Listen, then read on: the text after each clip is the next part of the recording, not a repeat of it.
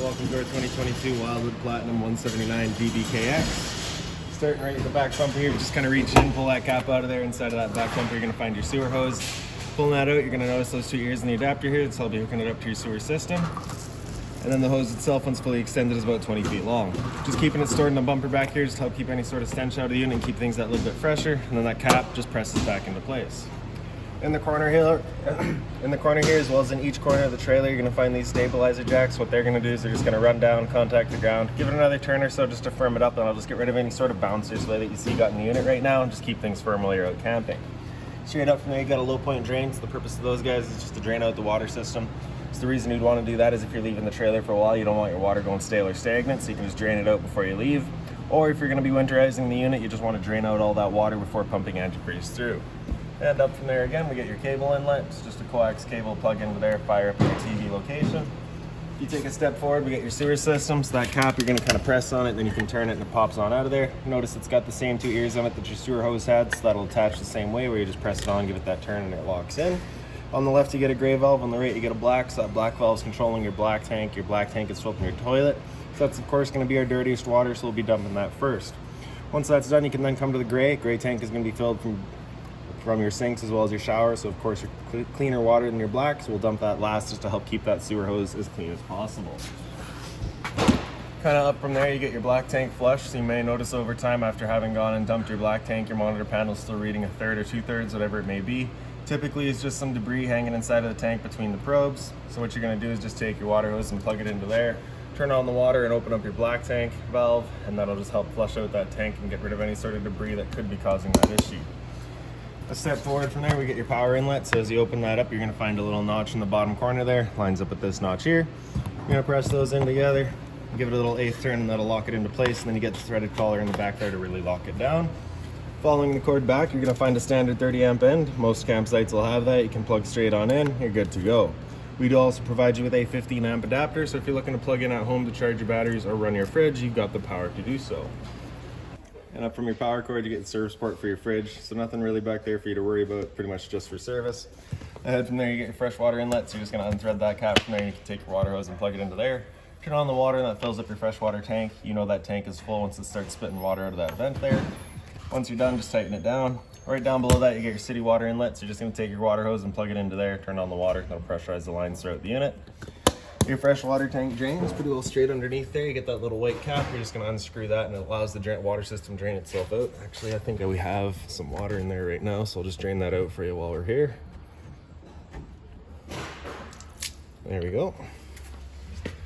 Up from there, you get your water tank. So you just get that keyway there. You're just going to line that up and you can open it on up. All of your controls for turning this guy on are just inside of the unit. So once we get inside and do turn it on, I will go over a reset procedure, and the button that I refer to is just right here. Before turning it on with either source, you just want to hit this relief valve right there. Make sure that shot of water comes out. That bit of water coming out of there is just letting you know that tank is full. It's safe to fire it up and you're not going to burn anything out by doing so. Once you're done, you're just closing it back up, line it up with the keyway, lock it back down. Right beside that, we get the exhaust for your furnace. So if you're ever running your furnace, you just want to make sure that's not blocked off. It does get hot. And straight up from there is your stove vent. So you just got to make sure that flap there is opened up, allowing your fan inside to evacuate fumes from your stove. Ahead from there, you get your storage compartment. Pops on open. Inside of here, you're going to find your water hose. Inside of that water hose, you're going to find your park adapter. So your 30 amp cord into there, 15 to a standard outlet, just like I was saying earlier. Around front of the unit, little white box up on the frame of the unit. So that's just a battery disconnect. So with that pointed up the way it currently is, that's your battery turned on.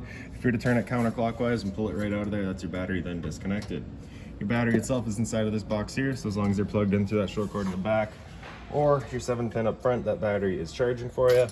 Your propane tank, I forgot to put the cover on it, so I'll put that on as soon as we're done here. But basically, you just get that valve there, you're just turning it to open it up. Once you're done, you can close it back off.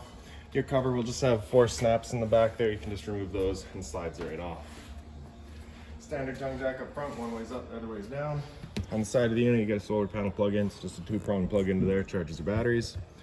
Other end of your storage compartments here. So inside of there, you're also going to find that little jack for running your stabilizers up and down. Alright, it's just a standard 3/4 inch end for those stabilizers. And back behind the entrance there, you've got your GFI protected outlet. So resets just inside the unit. Then you get your rear kitchen here. So just the magnetic latch holds it open. You get a 120 volt fridge on the side there. So as long as you're plugged in, this guy's going for you. USB power on the side as well as a power outlet. Your griddle right beside it, so you're just gonna pull that straight on out. Then you get that red latch there, just pull that down, just prevents it from closing on itself. For your hose here, you're just gonna pull that collar back and then you can disconnect it. Then you're just gonna run that hose down through the back there. And then you're attaching right back here. Pull that collar back, press it into place, make sure it locks down. Then you're gonna grab the end of your hose and you have a quick connect right on the back of the unit here. You're gonna pull that dust cap out. Make sure that valve right there is closed. If you've got that valve open, you cannot undo that quick connect. So it's just kind of an added safety feature. Close it off, then you can attach the hose. Then you can open up the flow of propane there. And then you're gonna come to the griddle, turn it in, and like I'm doing there, you're just gonna kind of rapidly click it past the igniter, just so that you're slowly clearing the air out of the propane line and bringing propane to the unit. Then of course, once you're going, you're just cooking as usual. Once you're done, press it in, turn it to off. And then you come to the unit there, turn off the flow of propane, undo that quick connect, and then undo it from the unit. And then I just like to connect the hose to itself, just ensures that absolutely nothing's getting inside of that hose. Then we can store it back away. Make sure that dust cap gets back in place down here. And then we can close it back up.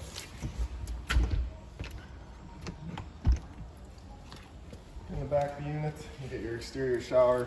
So you're gonna get a key just like this little guy there. You can stick it on in and open it up. Hot and cold water back here, standard head and hose. If the dog's out getting muddy, you can spray him off before he gets inside. Lock it back down. Then you get your spare tire, and straight up from there, you're gonna find a pre-wired mount for an observation camera. So if you chose to go that route, that's where it's being installed. Now we'll make our way inside of the unit. So your assist handle here, just up 90 degrees, and it falls into place, then you can open up your door. Your door is just on a friction hinge, so it just kind of sits wherever you leave it. And I will point out that if you have it wide open, it does contact your awning arm. So if you're running your awning, you just want to make sure that door's about 90 degrees or so. For the steps, you're going to grab that step and pull it straight back. Flip that last step over. Then we can make our way inside. So first things first, just on the right there, get your fire extinguisher. So that's standard, pull the pin, point and shoot. Up the wall on the other side here, you get that light switch on the right, turns on your awning light outside. Switch on the left, does the light right above your dinette there. The rest of the lights throughout the unit are just on their own center push buttons. So we'll kind of do those as we go. Bottom left here, you get your awning switch. So you're gonna press and hold the top of that and your awning makes its way out. Once that awning's fully extended, we're gonna see a little black flap come down at the end as well as the black of the metal tube. Once you see that, you're gonna wanna stop. If you were to continue extending, it can actually wind itself up backwards, in which case the fabric will be underneath the tube, allowing it to then hold water, accelerating the growth of mold and mildew. So there's our flap, and there's the tube, so we'll stop right there. Now if it were to start raining, it's of course going to be holding some water anyways. What you can do is grab either arm, front or rear, and you're just going to pull straight down on it. Then you can see that changes the pitch of the awning out at the head, allowing water to run off. Now, if you like that angle better, you can do the same thing with the arm at the front because it does give you more shade. Before you bring it back in though, you just want to bring that arm back out straight and fully extended, just so you're not running the risk of bending it. Then we're going to press and hold the bottom of that switch, the awning will make its way back in. Again, we're making sure that our door's at 90 degrees, and also just checking that your fabric is over top of the tube.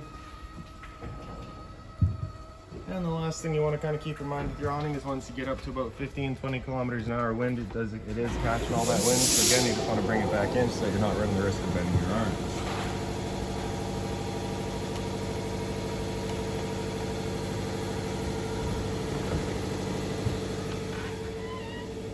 Straight up above that, you get the two red switches there. So one on the right is your water heater. So as you turn that on, you get that little red light up there letting you know the ignition sequence will start. Once that sequence is started, that light will go out. It'll try that 3 times. If after the 3rd try it hasn't fired up, that light's gonna come on and it'll stay on. At that point, you're going and using that reset button that we'd shown you. So stood right here, you can hear the click of the igniter and the whir of the flame. We know the tank is good. Water pump on the left there, so as you turn that on, just turns on your water pump, drawing out of your fresh tank to pressurize your lines. And then up top, you get your monitor system. So on the left, you get batteries, so you can see we're currently C for charging. G would be good, F is fair, L is low. Your fresh tank, as you fill that up, go to 1/3, 2/3 and full. Same idea for your black and your gray. Straight down from there, you get a little mounted speaker here. So that is actually a charger, I believe.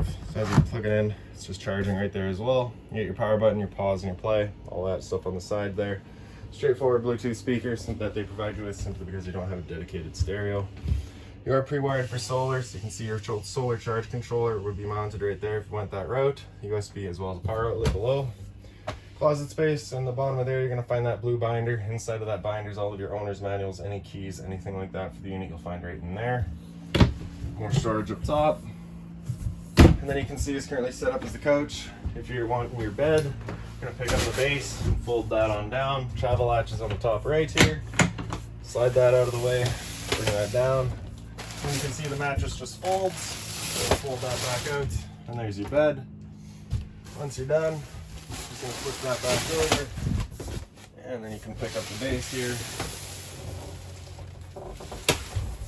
Get it back into place with that travel latch. And then you're gonna pick up the base. The back just likes a little bit of encouragement, and she comes right over. On the left side here, get your emergency exit. So you're pulling that red tab to get rid of the screen. Take this handle here, throw it outside, hop on out. And then right up the wall here, you get a TV backer. Up from there, you get a power outlet for it. In the middle here, we've got your antenna outlet. Turning that antenna on, you just hit that button there, you get that green light letting you know it's turned on. Cable outlet behind it. Unit's also prepped for Wi-Fi. Right by that, we've got your smoke detector as well. Straight down the wall from there, you get a USB outlet as well as a power outlet, as well as this little black box here. So that's your LP detector. Propane's heavier than air, it sets on the floor. That guy detects it and starts going off just like a smoke detector would. Then around the corner, you got your microwave there. It's pretty standard, just like home. Below that's your range vent, so you get a light as well as a fan. So this is that fan that you want turned on with that flap outside opened up. The stove just folds on back. It is manually lit, so you're gonna start with the back one over to high, hit it with a lighter, and she fires right up. Now the first time you go to use your propane system, especially if you've been away from the unit for a while, can take a minute just to fire everything up because it'll have to clear the air out of the lines. It's perfectly normal. A little bit of storage down below that, and then down below that's your furnace. So once we get that furnace fired up, you'll be able to see in the bottom left the flame once it actually fires up. I'll show you that once we get there. A little bit of storage here. Above the sink there's a little light, hot and cold water out of course, the mobile head. These sink covers are just a soft plastic, so nothing hot on them. A little bit of storage down below. If you're looking to winterize the unit yourself, once it comes time, you have these two panels right there. They just have a little screw down in the bottom center of each of them. You're going to pull that screw out, and that'll give you the ability to pull those panels out of the way and able to reach or access the water pump and the hot water tank. Let me get your dinettes here so you have your storage over top. Blinds throughout the unit just kind of sit where you leave them. They're all just on this tension system. The dinette itself, if you take that table and kind of wiggle it up out of its legs, you can do the same thing with the legs and lay them out of the way. And then you take the bed, lay it down on the two ledges there at either dinette. And then you can take the back cushions to fill in the dinette, and that'll create a bit of a bed.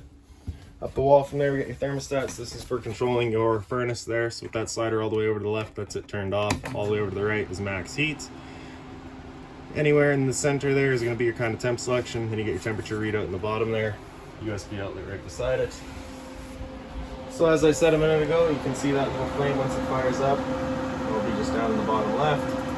The downside to this furnace is that it is not ducted, so it is just dumping all of its air right there. So if you're looking to move air forward and back in the unit, you're just going to want to get yourself a fan just to help move that air around. Once you're done, you can slide that all the way over to the left until it clicks off. That'll turn it off. Then you get your bunk space here. Just a little light there. Same thing down below. And then right above our heads, we have your air conditioner. So you have low fan and low fan again. Then you go into high fan. So your fan is of course just moving air. There's no cooling involved. Low cool will be the low fan with your cool compressor cutting in and out as needed. Then you get high cool, which is just the high fan. With it going, you just got the two little louvers there, so you can choose whether you're shooting your air forward or back or both. And then in the back here, you'll notice there's a temp selection knob there. If the unit had a heat pump installed, then you could select your heat. We do have a dedicated furnace, so we don't have a heat pump installed. So for temp, you'll just be leaving that in max cool. Your fridge here, so that just opens on up. You get your freezer up top, power button on the left there. Alright, so with that button at flush, that's it turned on. With this button on the right there at flush, that's it running on auto. Auto's first going to look for AC power. If AC power is taken away, it'll automatically flip over to gas. If you're out boondocking and you want it running solely on gas, you're going to have that button come out over flush, it'll fire up on gas. If you were to get that check light there, it's just letting you know it hasn't fired up. At that point, just off and back on to reset it. Down below there, we get your fridge. Right, so temp section's right in the back there, and as the sticker says, up is colder, down is warmer. Down below that we get your converter, press it top and center and it pops on open. Get all of your breakers on the left there. Whenever a breaker breaks, it's gonna sit in the middle, so just turn it off and then back on to reset it. And on the right side you get all of your fuses. And now into the bathroom here, so your light in here is just on its own center push button. Right in the back you get your little roof vent, so you're just turning that knob to open it up. The back corner you get that push button, turn on the fan. Standard head and hose in the shower with the hot and cold water, of course. And then we get your toilet here, so that just opens on up. You get your flusher on the right side. Medicine cabinet up top here. GFI protected outlet down below. So test on the left, reset in the center. So if you ever have outlets that don't work, it's the first thing you should check. Hot and cold water at the sink, and then just a little bit of storage down below that. Being mindful of our drains and our water lines. So that's about it for this little guy. If you've got any other questions on the unit, please feel free to give us a call, 204-237-7272.